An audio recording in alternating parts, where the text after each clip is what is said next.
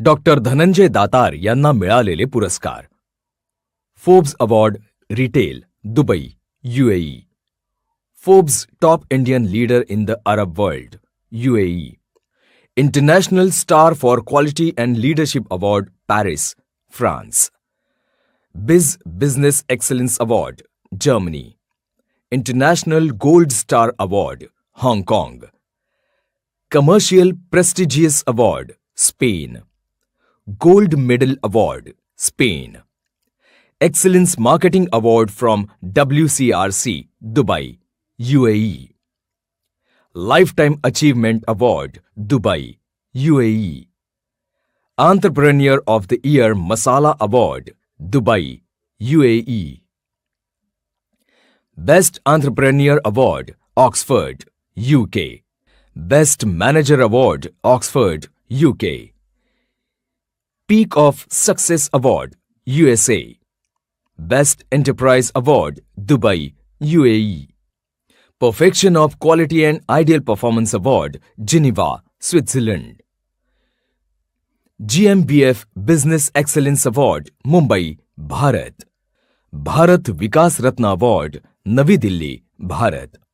तत्कालीन राष्ट्रपती प्रतिभाताई पाटील यांच्या हस्ते पुरस्कार, नवी दिल्ली, भारत. राष्ट्रीय उद्योग रत्न अवॉर्ड, नवी दिल्ली, भारत.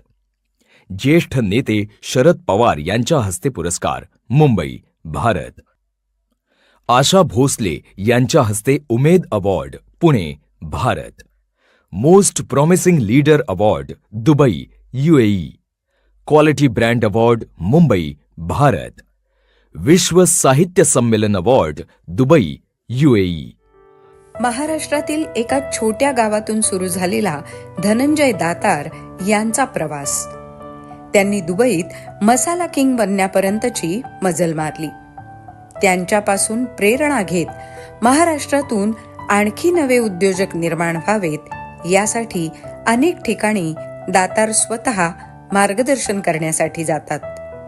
महाराष्ट्रात ठिकठिकाणी झालेल्या या काही कार्यक्रमांची ही काही क्षणचित्र.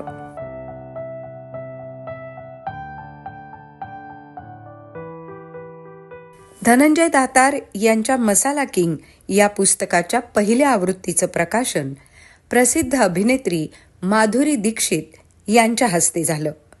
6 February 2018 royal opera house, Mumbai इथे. या कार्यक्रमातील ही काही क्षणचित्र. अल अदिल कंपनीच्या पिकॉक ब्रँड अंतर्गत 700हून अधिक उत्पादनं बनवली जातात.